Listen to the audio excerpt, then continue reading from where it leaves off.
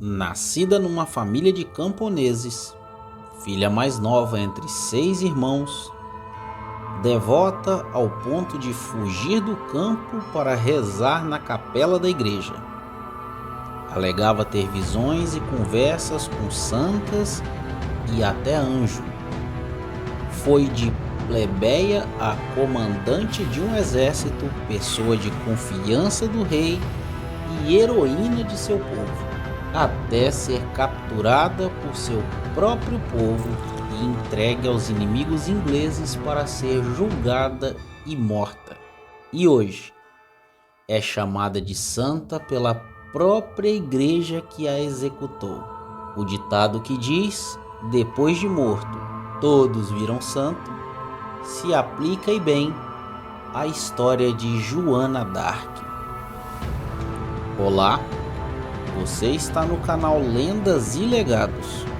Gosta de conteúdos assim?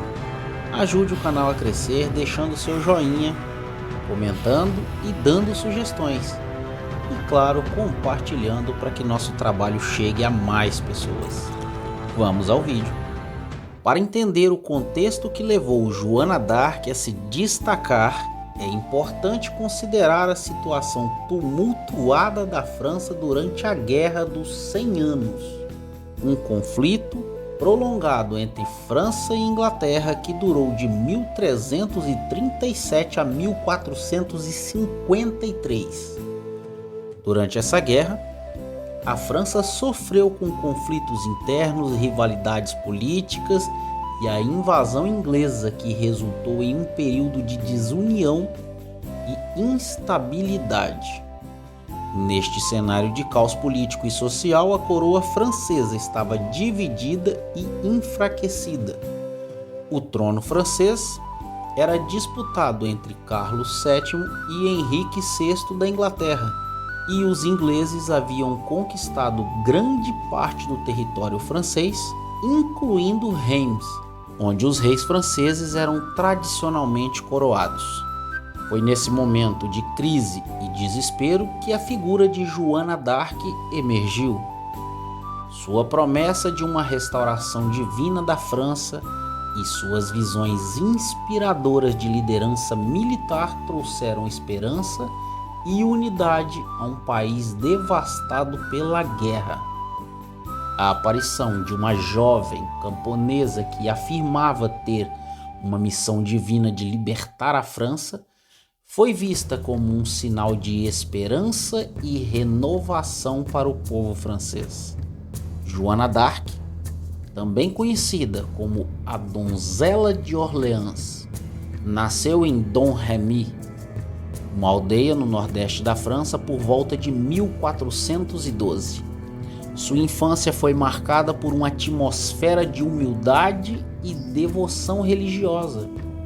Ela cresceu em uma família camponesa, sendo a filha caçula de Jacques d'Arc e Isabelle Romée.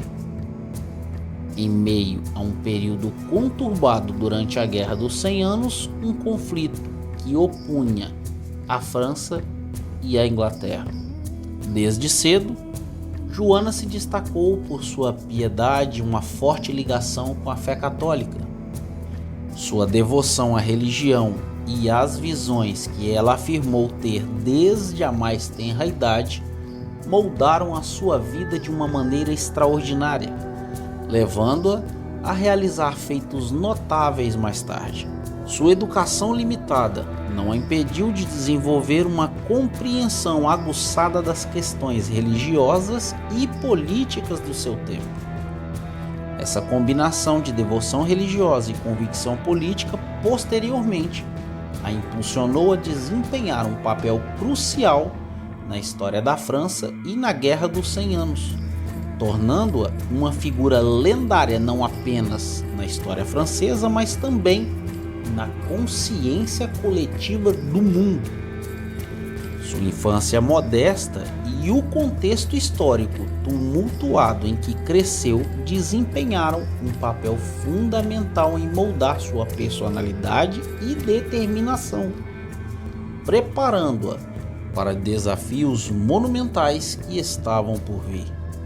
As visões de Joana d'Arc e alegava ouvir vozes de santos e arcanjos, foram um elemento central em sua vida e missão. Segundo seus relatos, ela começou a ouvir vozes divinas aos 13 anos, e essas experiências místicas continuaram a guiá-la ao longo de sua vida.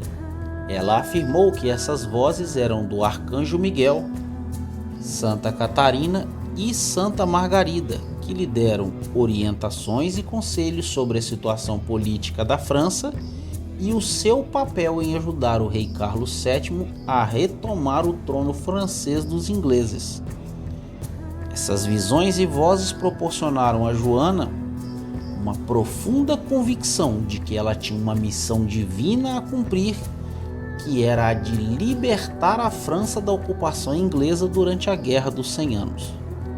As supostas orientações recebidas por meio dessas visões a levaram a buscar a audiência do Delfim francês, mais tarde coroado como Carlos VII, e a insistir para que ele a colocasse à frente de um exército para retomar as cidades francesas controladas pelos ingleses. Confiança que Joana d'Arc tinha em suas visões, sua determinação inabalável e sua habilidade estratégica a destacaram como uma figura carismática e influente, capaz de unir o povo francês e liderar um exército contra as forças inglesas. Sua fé inquebrantável e sua coragem diante de desafios aparentemente insuperáveis a tornaram uma figura lendária na história francesa e uma inspiração para gerações futuras. Ela foi uma fonte de inspiração para muitos ao seu redor, elevando seu status de uma simples camponesa a uma líder militar e figura religiosa notável. Suas visões reforçaram sua determinação, encorajando-a a desafiar as normas sociais e as barreiras de gênero da época e a desempenhar um papel fundamental na história francesa. Ela inspirou suas tropas com seu fervor e coragem, acreditando firmemente que estava agindo em nome de Deus e da França.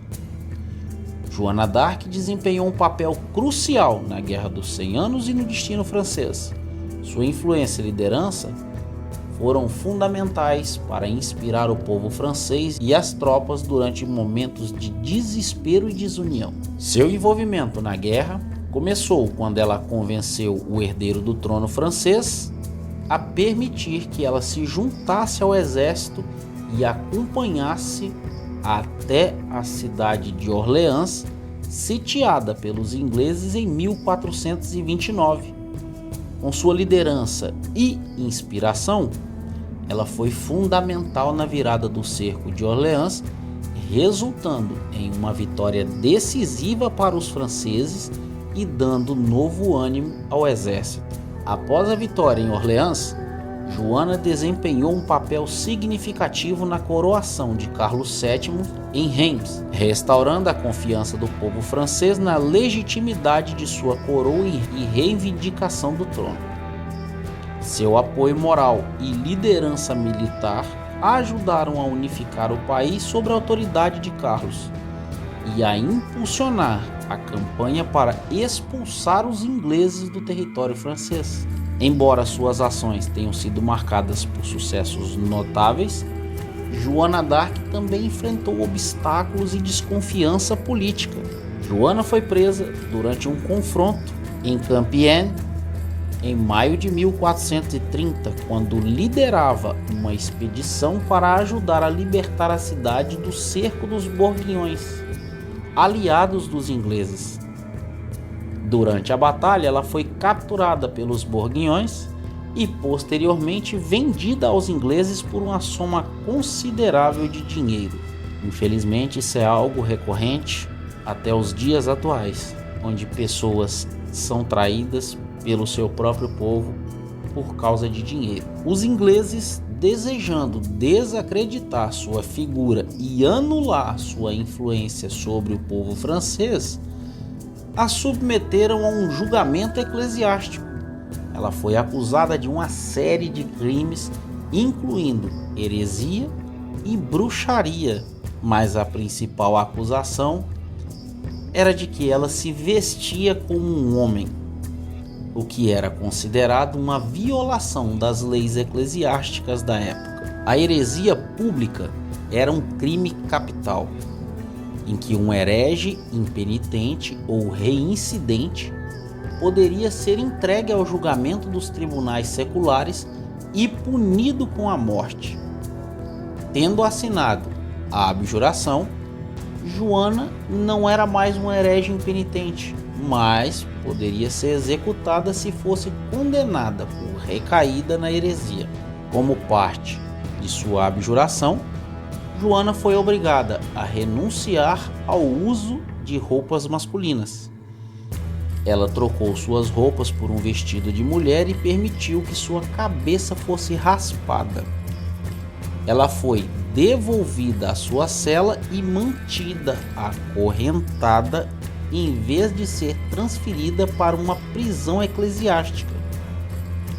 Testemunhas no julgamento de reabilitação afirmam que Joana foi submetida a maus tratos e tentativas de estupro, incluindo uma por parte de um nobre inglês, e que os guardas colocaram roupas masculinas em sua cela e forçaram-na a usá-las. Cauchin foi notificado de que Joana voltou a usar roupas masculinas. Ele enviou clérigos para admoestá-la a permanecer submissa, mas os ingleses impediram-nos de visitá-la. Em 28 de maio, Cauchin foi à cela de Joana junto com vários outros clérigos. De acordo com os autos do julgamento, Joana disse que voltou a usar as roupas de homem porque era mais adequado vestir-se como um homem enquanto estava detida com guardas do sexo masculino, e que os juízes quebraram a promessa de deixá-la ir à missa e para libertá-la de suas correntes. Ela afirmou que se cumprissem as suas promessas e a colocassem em uma prisão decente, ela seria obediente. Quando Cauchin perguntou sobre suas visões, Joana afirmou que as vozes a culparam por abjurar por medo e que ela não as negaria novamente. Como a abjuração de Joana exigiu que ela negasse as suas visões, isso foi suficiente para considerar como recaída na heresia e condená-la à morte. No dia seguinte, 42 assessores foram convocados para decidir o destino de Joana. 2 recomendaram que ela fosse entregue imediatamente aos tribunais seculares. Os demais recomendaram que a abjuração fosse lida novamente para ela e explicada. No final, votaram unanimemente que Joana era um herege reincidente e deveria ser abandonada ao poder secular, os ingleses, para a punição. Em 30 de maio de 1431, com cerca de 19 anos de idade, Joana foi executada. Pela manhã, ela foi autorizada a receber os sacramentos, apesar do processo judicial exigir que eles fossem negados a hereges. Ela foi então levada ao Vaux-Marché, antigo mercado, de Rouen, onde foi lida publicamente sua sentença de condenação. Neste ponto, ela deveria ter sido entregue à autoridade apropriada, o oficial de justiça de Rouen, para a sentença secular, mas, em vez disso, foi entregue diretamente aos ingleses e amarrada a um pilar de gesso para execução na fogueira. Joana d'Arc foi queimada viva na fogueira em 30 de maio de 1431, na praça do Velho Mercado de Rouen, França. A execução foi conduzida pelas autoridades eclesiásticas e civis inglesas que a consideraram culpada de heresia. Antes de sua execução, ela pediu para que um crucifixo fosse levantado à sua frente e para que lhe fosse dada uma cruz. Suas últimas palavras foram dedicadas a Jesus. Sua morte teve um grande impacto na opinião pública e ajudou a solidificar seu legado como uma figura de grande importância histórica e religiosa. Algumas curiosidades fascinantes sobre Joana d'Arc. Após sua morte, seus restos mortais foram jogados no rio Sena, provavelmente para que não virasse um ponto de peregrinação em sua sepultura. Vestimenta distinta. Joana d'Arc é frequentemente retratada usando uma armadura branca e portando um estandarte com imagens sagradas, como forma a expressar sua devoção religiosa e sua convicção de que estava em uma missão divina. Influência misteriosa. Sua habilidade de inspirar e liderar exércitos em tempos de desespero e derrota é frequentemente atribuída às suas visões divinas e sua crença de que era uma enviada de Deus para libertar a França do domínio inglês. Julgamento e condenação. Após sua captura, Joana d'Arc enfrentou um julgamento eclesiástico e foi acusada de heresia e bruxaria. Sua condenação resultou em sua execução na fogueira, mas mais tarde, em 1456, foi reabilitada póstumamente pelo Papa Calixto III. Legado duradouro. Sua coragem e devoção à causa francesa tornaram-na uma figura lendária na história mundial. Seu legado continua a inspirar muitos como símbolo de resistência e patriotismo. Em 1803, Napoleão Bonaparte autorizou um feriado a 8 de maio em sua homenagem e a criação de uma nova estátua de Joana em Orleans, afirmando: "A ilustre Joana provou que não há milagre que um gênio francês não possa realizar quando a independência nacional está ameaçada." Canonização. Joana d'Arc foi canonizada como santa pela Igreja Católica em 1920, reconhecendo sua importância histórica e espiritual. Isso a tornou uma das santas padroeiras da França. Observação: ela foi canonizada como uma virgem e não como mártir cristã. Ela é considerada uma das primeiras feministas da história. Foi uma líder militar, papel que era ocupado apenas por homens. Esses aspectos curiosos de sua vida e legado contribuem para a complexa e fascinante história de Joana d'Arc, que continua a intrigar e a inspirar gerações até os dias atuais. Se gostou do vídeo, ajude o canal, deixe o seu joinha, compartilhe com seus amigos. Obrigado e até a próxima, se Deus quiser.